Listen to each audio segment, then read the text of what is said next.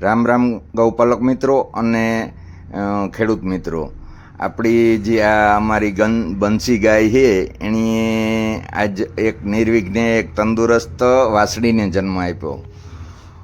આપણે અટાણે વાસળી આવે તો અટાણે ખૂબ માણસ રાજી થઈ કહો વાસળી આવી, વાસળો આવ્યો તો કહો વાસળાનું કરવું કામ।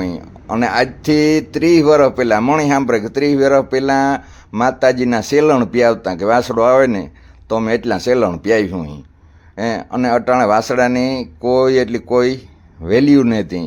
એ પણ આપણા દેશની અંદર 29 રાજ્ય છે તો 29 રાજ્યની અંદર 19 રાજ્યની અંદર એવું છે કે ન્યા ગાયની કતલ કરવી એ મનાય છે અને બાકી 10 રાજ્ય એવા છે, બંગાળ છે, સિક્કિમ છે, કેરળ છે, એવા 10 રાજ્ય છે કે એમાં ગાયની કાપીને ખાવ તો કોઈ તમને ના ન પાડે। આ હિન્દુ રાષ્ટ્રની અંદર એક કલંક જ કહેવાય। આપણી ગાય આધારિત ખેતી કરવી છે તો ગાય તે જરૂર પડવાની જ છે।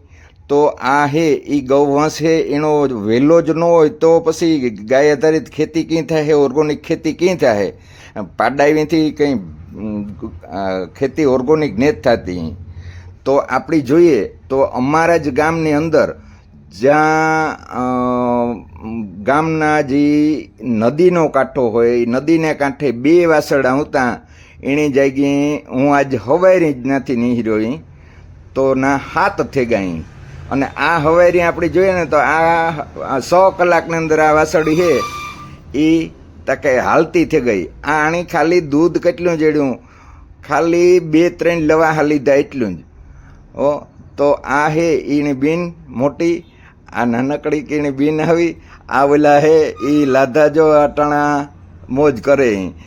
તો મિત્રો આ મારા નંબર છે 45 અને 81 5 63। આપ સૌ